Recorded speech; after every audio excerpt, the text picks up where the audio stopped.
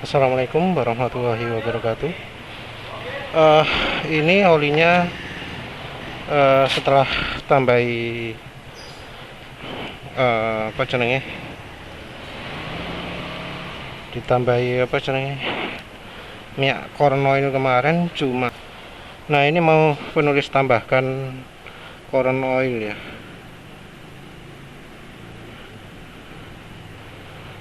Susah juga nambahkannya,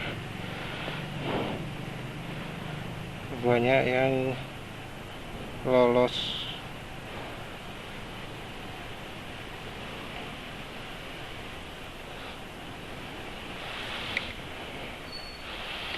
Wah, derotos semua.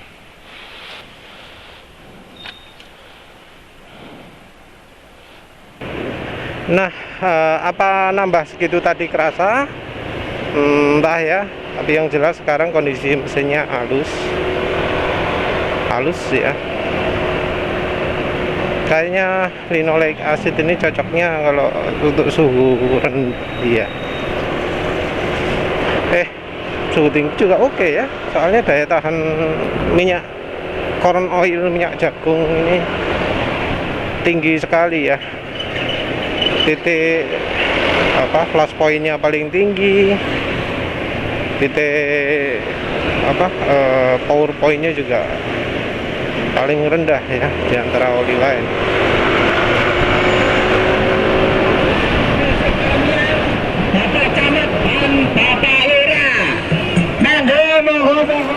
Jadi ya sayangnya nggak pas penulis nggak bawa lagi ya. Harusnya nambah di rumah tadi itu. Harus tetap pakai corong ya masukannya ya. Ya wes, yang jelas ini olinya sudah nambah. Terus nanti kalau udah mau nyampe penulis bahas lagi. Sekarang bahas permintaan request dari pemirsa. Gimana sih caranya nyari oli yang aman terhadap seal? Kalau cari, maksudnya selain yang penulis rekomendasikan ya, agak sulit ya untuk Indonesia ya. Kalau oli-oli tersebut, oli-oli yang aman terhadap seal, yang nggak bikin seal kisut, itu biasanya ada label high mileage, ada label oli ini untuk kendaraan yang sudah umur kilometernya tua. Jadi kalau oli yang tanpa high mileage itu biasanya disebut oli yang cocok untuk kendaraan baru, new vehicle. Kalau kendaraan lama yang terutama sudah mulai masalah sealnya itu pakai high mileage. Ya penulis sebelumnya sudah bahas di apa, cepat atau lambat semua mobil atau motor harus pakai Mestran. Namun setelah itu jadi ada informasi lagi bahwa oli Repsol pun bisa, karena ternyata di oli Repsol ada tulisannya high mileage. Penulis nggak nyangka ya ada tulisan high mileage itu awet.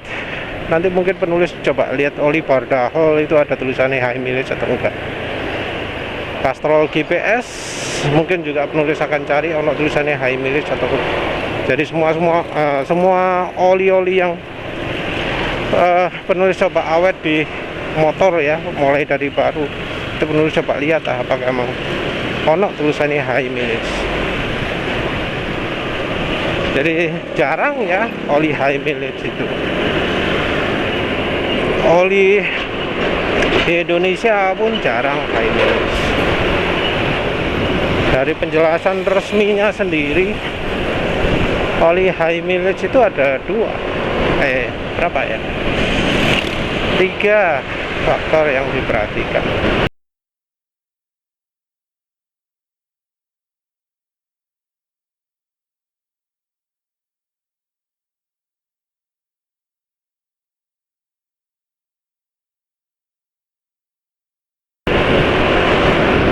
Yang satu kebersihan mesin, yang kedua kesehatan sealnya, yang ketiga adalah kekentalan. Jadi oli high mileage itu cenderung lebih kental. Argumentasinya karena kendaraan itu makin lama makin besar toleransinya karena ada aus. Jadi oli high mileage seperti itu kebanyakan kental ya. Tapi kayak kalau menurut pendapat penulis, kebanyakan kental itu sepertinya karena pemilihan bahan ya. Pabrikan sulit untuk membuat oli high mileage yang encer, jadi bikin alasan seperti itu. Kalau menurut penulis sih tetap ya, kebutuhan kekentalan kendaraan itu tergantung sama suhu sekitar. Kalau soal toleransi makin renggang atau macam-macam, kalau renggangnya beneran tak penyakitnya akeh. Jadi kalau renggang beneran kan pasti ada masalah. Kayak ring piston ya, bagian yang paling sering aus. Kalau renggang apa ya nggak harus diperbaiki. Kalau sudah diperbaiki apa nggak jadi rapat. Jadi alasan toleransi menurut penulis bukan alasan yang bisa diterima. Jadi mau kendaraan lama, mau kendaraan baru, ya disesuaikan lah ya. Bukannya kalau makin lama makin kental, enggak. Mau kendaraan baru pun penulis anjurkan pakai oli kental. Kalau memang kondisinya membutuhkan. Jadi oli kental atau encer itu tidak tergantung dari umur kendaraannya, tapi dari tempat pemakaian, dari cara pakainya. Cara pakai jadi ikut-ikutan karena ya mau nggak mau oli itu kalau dipakai akan makin encer. Cuma tingkat makin encernya akan tergantung dari kemampuan olinya, dari kehebatan bahan olinya. Oli yang bahannya jelek ya cepet encer. Kalau cepet encer ya jangan dipakai lah, apalagi kalau sampai grade-nya berubah. Sayangnya nggak ada pengujian untuk ini ya. Maksimal share stability.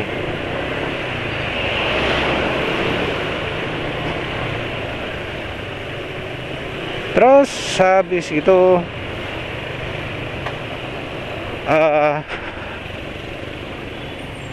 apa tadi alasan kedua, kebersihan mesin. Kebersihan mesin ini menarik juga. Karena apa? Karena ya oli-oli yang modern, yang yang untuk kendaraan baru itu kan sudah mengklaim bahwa pakai oli kami ini mesin pasti bersih. Pakai oli ini menjamin kebersihan mesin. Nah, tapi kok mengapa di kendaraan tua jadi perhatian khusus?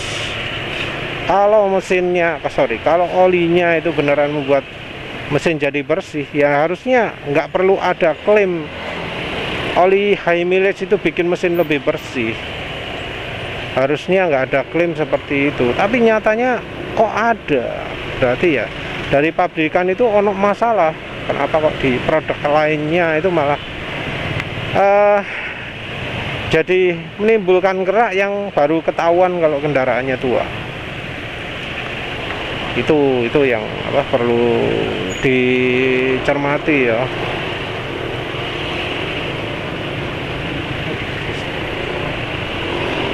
Jadi kalau soal kebersihan itu ya rasanya salah pabriknya. Tapi mungkin karena dari bahan juga ya. Jadi oli yang ramah terhadap seal itu juga biasanya punya pelarut jauh lebih kuat. Kalau pelarut lebih kuat, apa efeknya? Ya keraknya jadi sulit. Jadi sulit untuk membentuk kerak ya, kerak atau slugs-nya ya.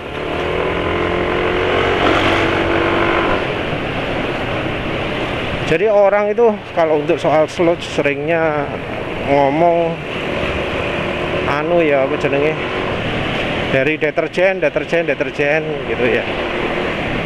Apa emang oli-oli yang dipakai itu yang biasa direkomendasikan, apa deterjennya sedikit?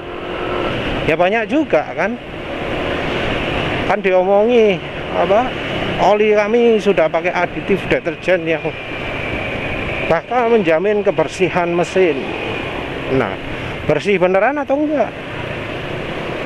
Kalau dari kandungannya biasanya sampai 3000 ppm gitu ya.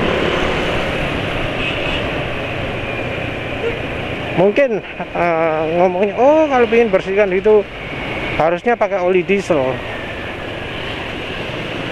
Memang oli diesel itu daya pembersihnya lebih bagus. Tapi mengapa kok yang mobil bensin enggak? Kan harusnya kalau dari daya pembersihan ruang mesin cuma oli diesel tok yang butuh ya. Terus tapi faktanya yang mobil bensin juga butuh.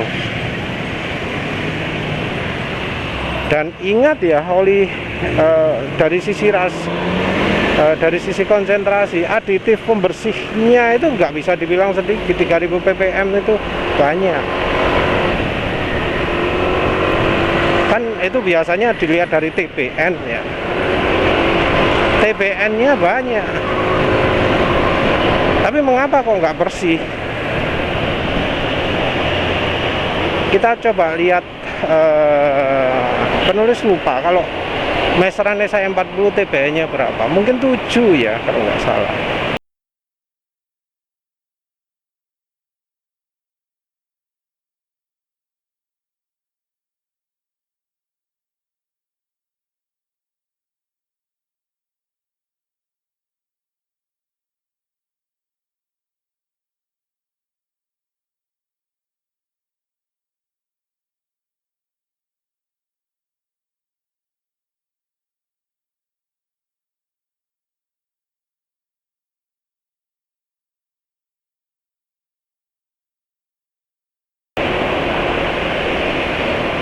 Meseran SI40 TPN-nya cuma ya ngomong 7 ya. Dibanding dengan apa jenenge, oli diesel ada yang sampai TPN-nya 10, ada yang 15 kalau nggak salah, kalau yang untuk long drain kebutuhan ganti oli lama. Nah kayak gitu.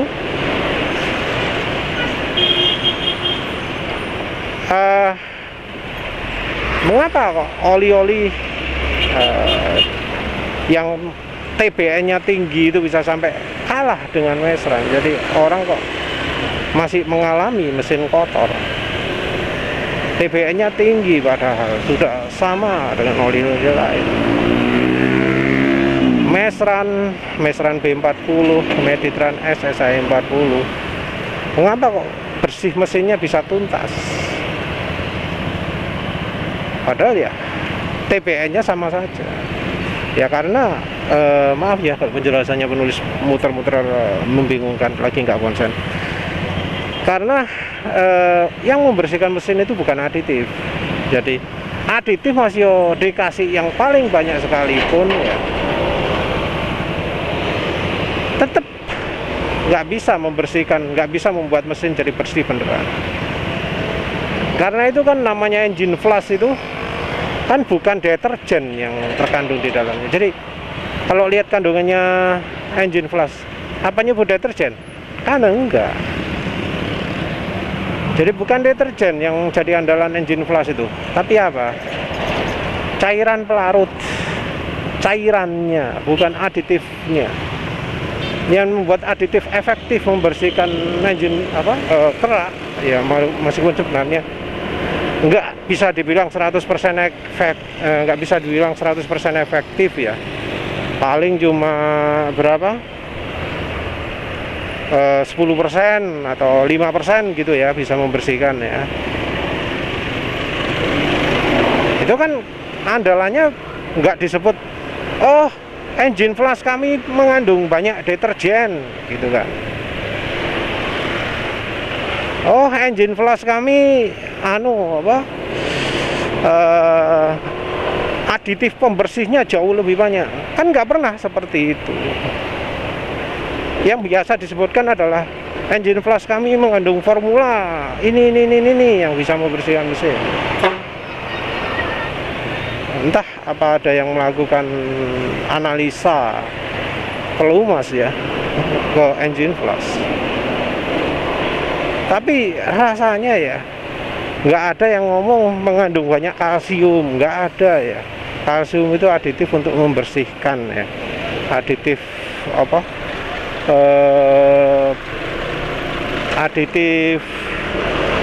pengurainya kerak ya. Kan nggak ada yang mengandung, ini banyak mengandung kalsium, banyak mengandung magnesium.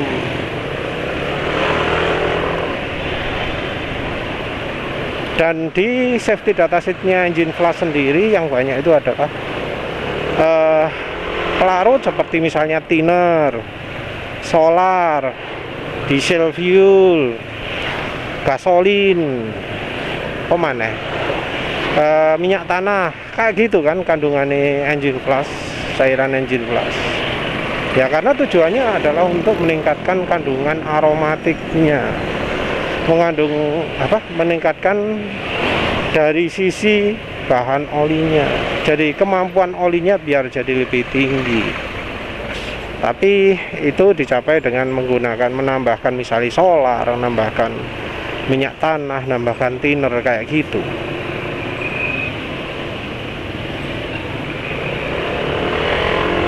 Ya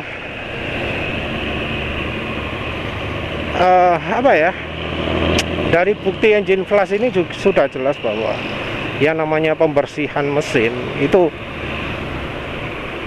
daya larut yang penting. Jadi bukan berapa banyak kalsiumnya, tapi daya larut. Dan kalau kita lihat penjelasan soal fungsi masing-masing aditif, deterjen itu bukan untuk mencuci. Jangan samakan deterjen itu dengan yang deterjen di dapur ya. Jangan samakan dengan Rinso, Clean, sabun cuci bubuk gitu ya, jangan ya. Ada sih yang bro yang nambahkan bubuk sabun cuci ke mesin tujuannya cek mesin, cek resi. Enggak ya bro, enggak, itu deterjennya oli bukan itu. Kalau kita lihat di deskripsinya aditif di oli mesin, yang namanya deterjen itu fungsinya bukan untuk membersihkan, tapi bereaksi terhadap kerak. Kan kerak ini ono rumusnya ya. Nah sepertinya kandungan metalnya itu membuat kerak itu jadi lebih suka nempel ke deterjennya, jadi terbentuk reaksi kimia tertentu sehingga kerak jadi lumer. Setelah lumer nanti fungsi dari dispersan, jadi kan lumer itu masih berupa butiran ya. Nah untuk membuat lumeran ini butiran-butiran kerak ini bisa lebih mudah larut ke oli, itu ada namanya dispersan. Dispersan itu akan jadi molekul yang menempel pada butiran-butiran ini, jadi membuatnya jadi lebih mudah larut ke oli. Jadi katut kebawa sama dispersannya. Tapi tetap semuanya bergantung pada daya larut oli. Nah kebetulan ya, bahan oli yang mempunyai daya larut yang tinggi itu punya kompatibilitas seal yang berbeda dari oli yang daya larutnya rendah. Jadi ya gampangannya itu bermula dari sifat polarnya dari bahan olinya. Makin polar sifat bahan olinya, maka efek kecil jadi lebih mengembang. Sifat polar yang besar ini yang membuat oli jadi lebih mudah nempel logam sehingga meningkatkan film strength. Sifat polar yang tinggi ini membuat oli cepat nempel ya, membuat daya kohesi dan adhesi, daya ikat antara molekul yang sejenis dan yang tidak sejenis jadi lebih kuat. Nah, itu membuat film strength makin tinggi. Film strength makin tinggi, ikatan atomnya makin ikatan antar molekulnya jadi makin kuat.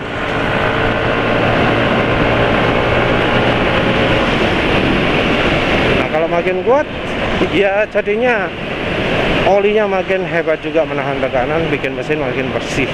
Dan rupanya ikatan yang kuat ini juga membuat olinya punya pelarut kuat, sekaligus juga membuat seal jadi bisa mengembang. Kalau kita perhatikan ya, kayak minyak tanah itu kan membuat seal mengembang kan ya. Ya seperti itu juga lah, mirip-mirip.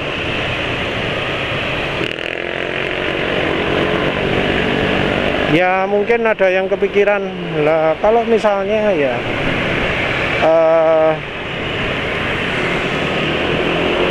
bensin atau solar itu bikin seal mengembang, mengapa kok nggak sekalian aja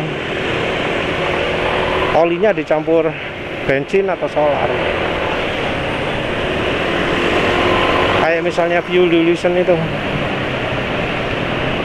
ya mungkin nggak bisa seperti itu ya, karena yang namanya bensin atau solar mesti ya dibuat sedemikian rupa sehingga aman terhadap seal juga. Jadi nggak cuma oli saja yang butuh, ada istilah kompatibilitas terhadap seal. Di bensin atau solar pun juga ada. Jadi di bensin atau solar itu juga ada prosedur pengukuran yang sesuai standar. Jadi bensin itu harus memenuhi standar ini itu ada. Nah, kompatibilitas terhadap seal juga salah satu faktornya. Jadi kalau mau murni ya mengembang terhadap seal, mungkin cocoknya minyak tanah ya. Tapi ya namanya minyak tanah kan sangat encer sekali. Kalau encer sekali ya bahan perlindungan, bahannya ya jadi encer juga bahan olinya. Kemampuan perlindungan mesin ya jadi berkurang juga kalau oli terlalu encer. Ya jadinya harus cari molekul tertentu yang punya daya punya kompatibilitas terhadap seal yang bagus, membuat seal mengembang dan bentuknya kental.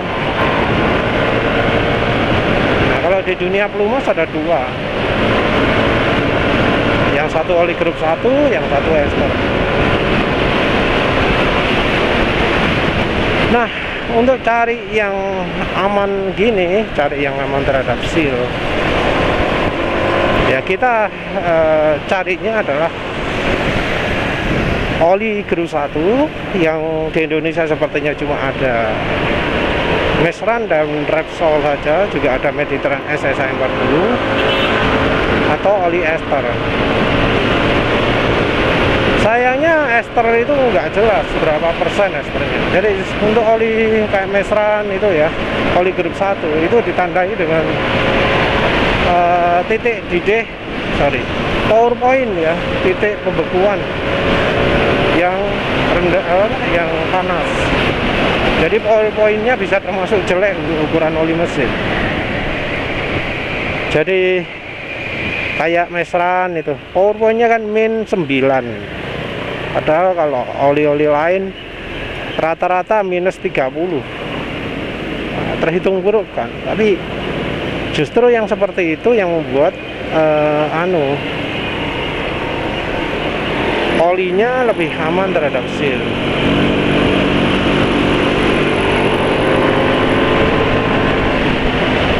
Terus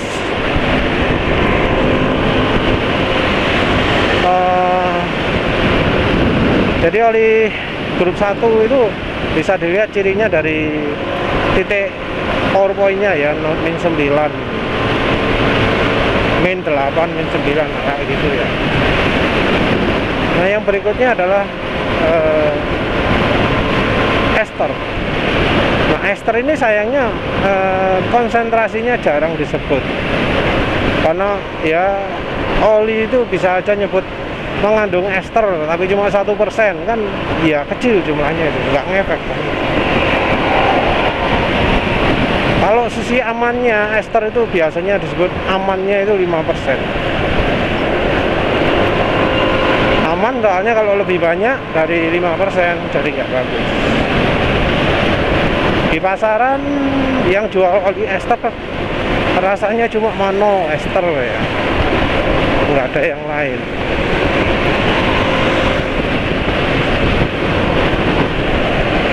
Apa lagi?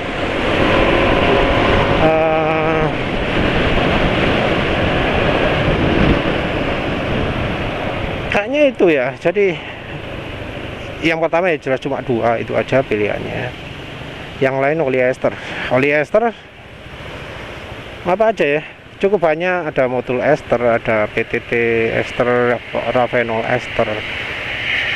Kalau untuk mobil maaf nggak tahu, coba cari aja. Tapi rasanya kalau untuk mobil jarang ya oli ester ya.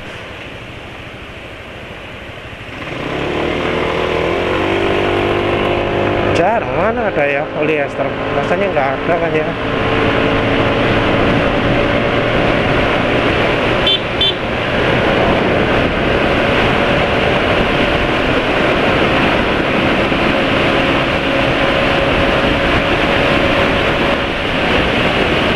Anginnya kencang ya.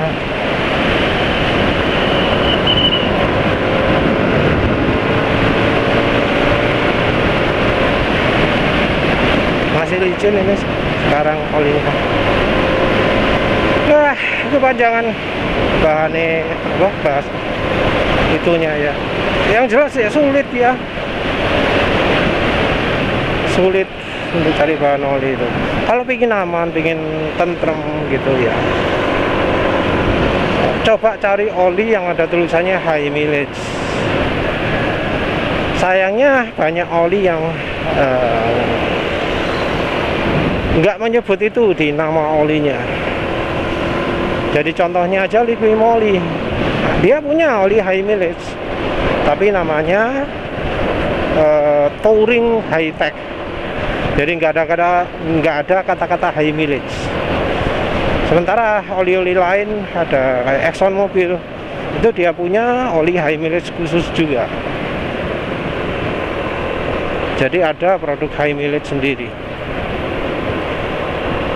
Nah, nantilah penulis tambahkan oli high mileage lain ya. Kalau nemu nanti penulis coba cari di toko online, dilihat label belakangnya oli yang high, ada tulisannya high mileage apa aja ya. Tentu yang cuma yang apa dijual di Indonesia ya, yang nggak dijual di Indonesia ya disertakan dengan catatan khusus.